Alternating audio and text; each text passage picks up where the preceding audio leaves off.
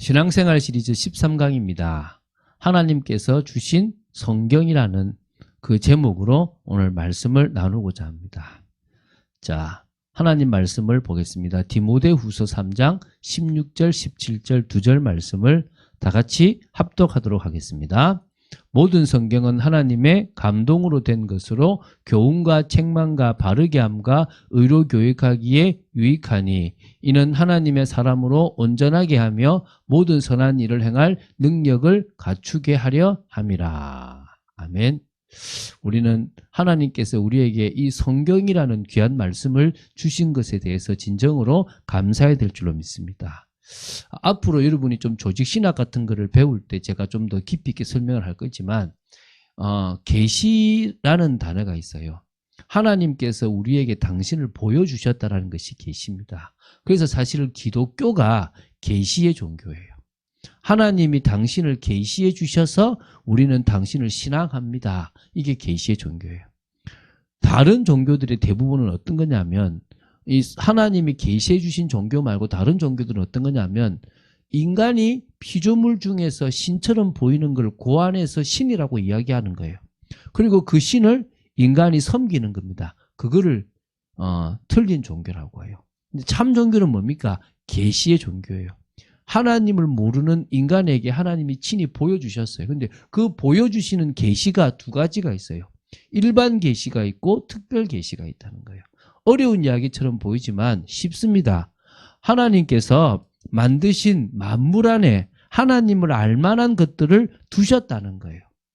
저 태양을 보고 저 하늘을 보고 저 산을 보고 바다를 보고 물고기를 보고 사람을 봐도 그 모든 것 속에 심지어 나무 한 그루를 보더라도 하나님을 알만한 것들을 숨겨놨다는 그의 신성과 그의 모든 것들이 능력이 그 만물에 숨겨져 있다는 겁니다. 이거를 일반 계시라는 거예요.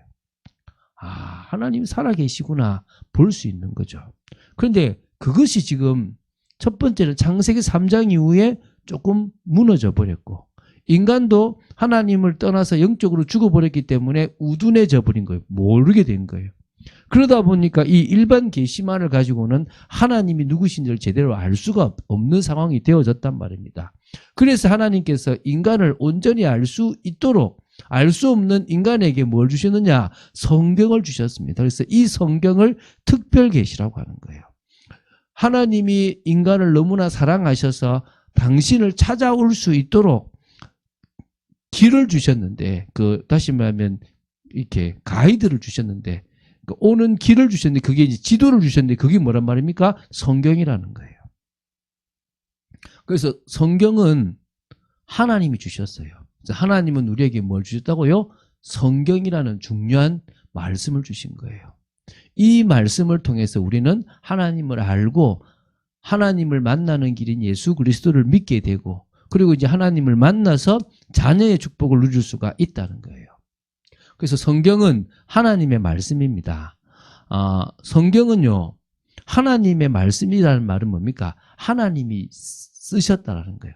하나님이 친히 쓰셨다는 것이 아니라 하나님의 감동을 받은 저자들이 썼는데요. 약 1500년이라는 기간 동안에 약 40여 명이나 되는 저자가 이 성경을 기록했다고 해요. 그런데 그 사람들이 내 생각엔 이거다라고 쓴 것이 아니라 자기의 생각처럼 보이지만 하나님이 보여주시고 하나님이 알게 하시고 하나님이 기록하기를 원하시는 부분을 성령의 능력과 인도를 따라서 정말 기록하게 된 거예요. 그래서 그걸 누가 썼다? 하나님이 쓰셨다. 왜? 하나님의 감동으로 쓰여졌으니까. 그러면서 그 성경은요, 무한 책입니다. 무오. 뭡니까? 틀린 것이 하나도 없다는 거예요. 참 여러분 이 성경을 보시면서요. 하나님이 완전하시다는 것을 볼 수 있고 우리가 이 성경을 통해서 하나님을 알 수 있는 거예요. 틀린 부분이 없어요. 지금 저와 여러분이 보는 성경에는 조금 틀린 부분이 있을 수가 있어요. 왜냐하면 번역상에 그러니까 사본을 그때는 써야 되잖아요. 쓰는 중에 또 번역하는 중에 조금의 오류가 생길 수는 있습니다. 그러나 원본은 처음 하나님이 그 저자들을 통해서 쓰게 하신 그 성경은 뭐가 없다? 틀린 것이 없다라고 보는 겁니다. 그래서 이 성경은요, 천지가 없어질 수는 있어도 이 하나님의 말씀인 이 성경은 없어지지 않고 영영이 선다고 마태복음 5장 18절 또 이사야 40장 8절에 기록되고 있습니다. 근데 이 성경이 사실은 우리는 지금 한 권의 책으로 보고 있으니까 한 권으로 알고 있는데 이 한 권의 책 안에는 66권의 책이 있습니다. 사실은 이 성경이 66권 외에도 더 많아요. 그래서 그 당시에 여러 성경들 중에서 여러 이렇게 어떤 그런 관련된 책 중에서 정경으로 인정했던 책이 이제 구약은 39권이고 신약은 27권입니다. 그럼 그 외의 성경을 그 외 비슷한 경들을 외경이라 그래요. 외경. 다른 외경. 그러니까 성경에는 들어가 있지 않지만 참고할 만한 우리 역사책으로 말하면 정사가 있고 야사가 있잖아요. 야사처럼 조금 참고는 할 수 있지만 조금 부족한 책인 거죠. 위경도 있어요. 위경. 성경을 거짓말처럼 만들기 위해서 하나님을 믿지 못하게 하고 예수님을 믿지 못하게 하려고 잘못된 것을 쓴 게 위경입니다. 제가 말하지만 다빈치 코드라는 영화와 책은 이 위경을 바탕으로 만든 영화라는 거예요. 그래서 사실은 문제가 되는 거죠. 왜? 예수님이 인간 예수로 나온단 말이에요. 그런 부분에서 우리는 이 성경 중에서 66권만을 정경으로 봐요. 구약을 39권, 신약을 27권으로 봅니다. 그래서 뭐 쉽게 보면 3927로 외우시면 되겠죠. 그죠? 자, 그런데 저 캐톨릭은요, 73권입니다. 7권이 더 들어있어요. 구약도 들어가 있고, 이거 신약도 해서 7권이 더 들어가 있고요. 유대교는 몇 권을 믿느냐? 39권만 믿어요. 구약만 믿고 신약은 받아들이지 않는 겁니다. 그러니까 기독교는 유대교가 가지고 있는 39권을 그대로 성경으로 인정한 거예요. 그리고 거기다가 이것과 연관되어 있는 27권을 더 신약으로 인정해서 66권이 만들어진 거예요. 4세기 말쯤에 이것이 다 완성이 되었다라고 이렇게 66권을 만들었다라고 이렇게 나오고 있습니다. 그래서 우리는 성경 말씀에 순종하는 것은 결국은 하나님의 말씀이니까 하나님께 순종하는 것이 되어진다는 사실을 기억해야 될 줄로 믿습니다. 자, 두 번째는요. 성경에는 반드시 알아야 할 중요한 내용이 기록되어 있습니다.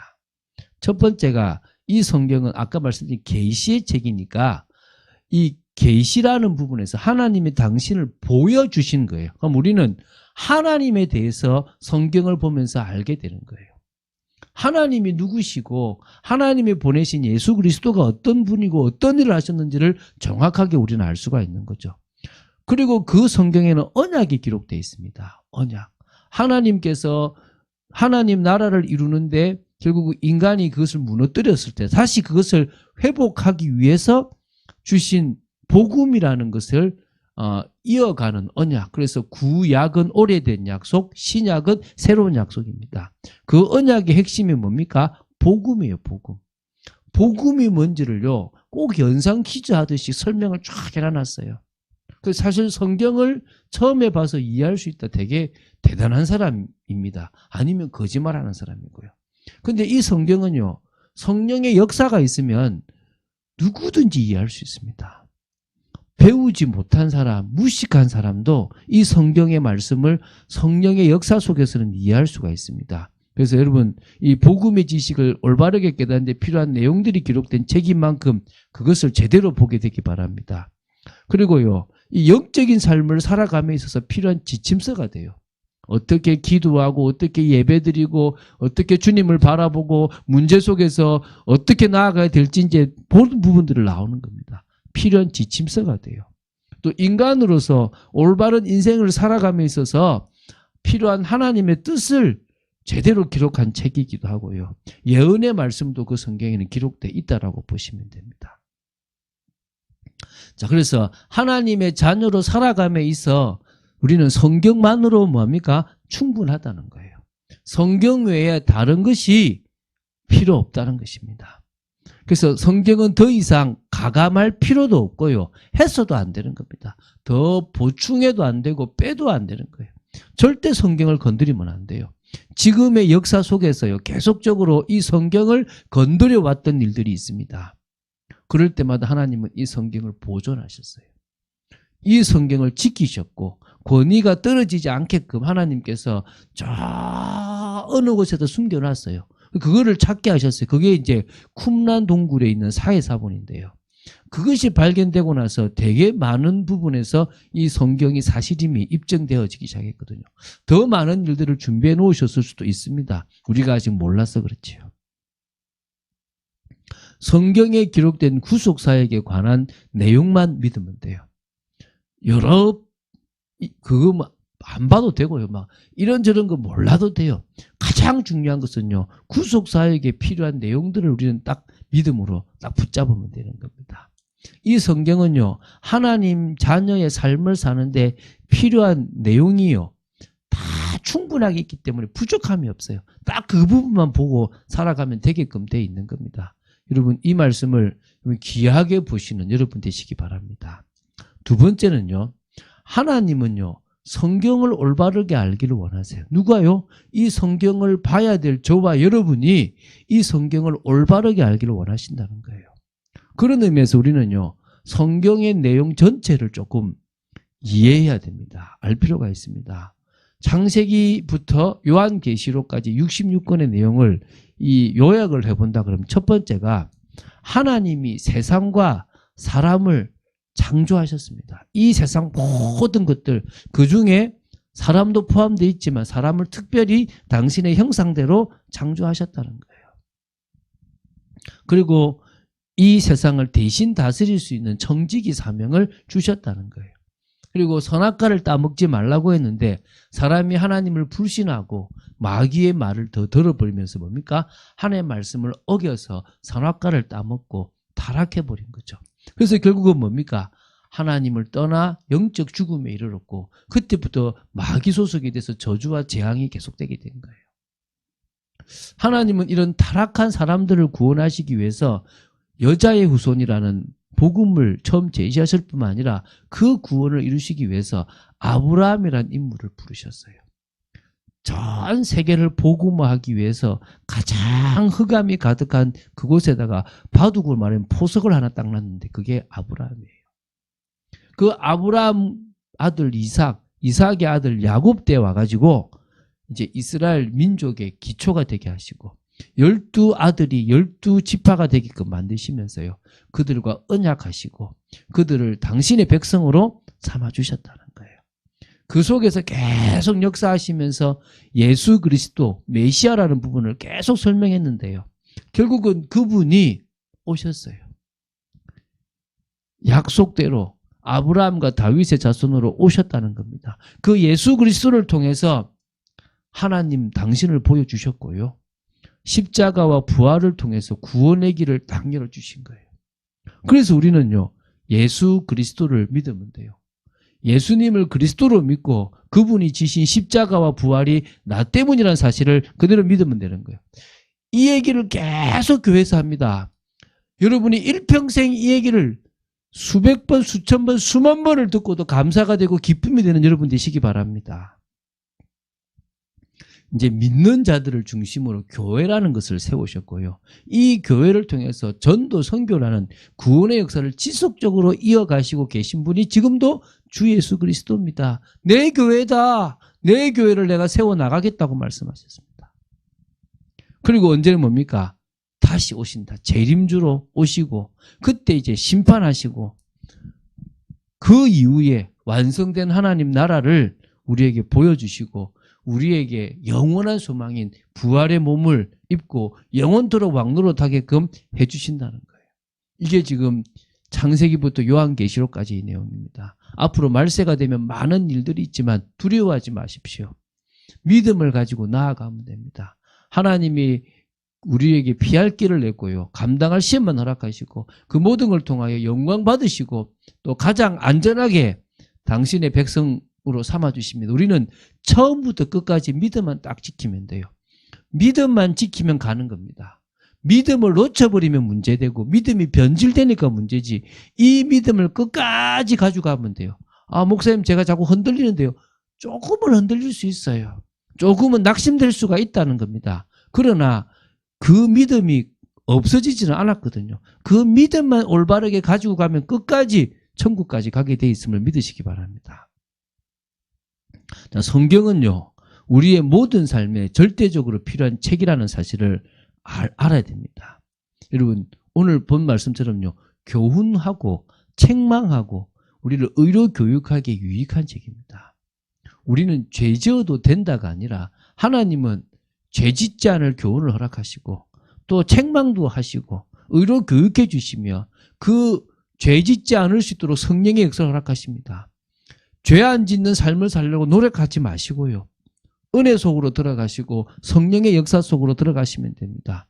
하나님의 사람으로 온전히 행할 수 있는 그런 능력을 우리에게 갖출 수 있도록 성경은요, 우리에게 절대적으로 필요한 책입니다.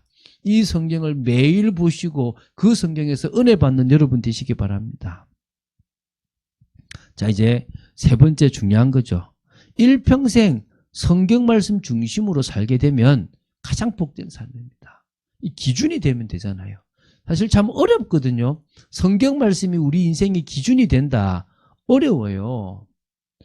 그래서요, 저는 그렇게 표현합니다. 내가 가는 길을 오직 그가 아시나니 그가 나를 단련하신 후에는 내가 순금같이, 과거형에는 정금인데 100%, 99.9%잖아요.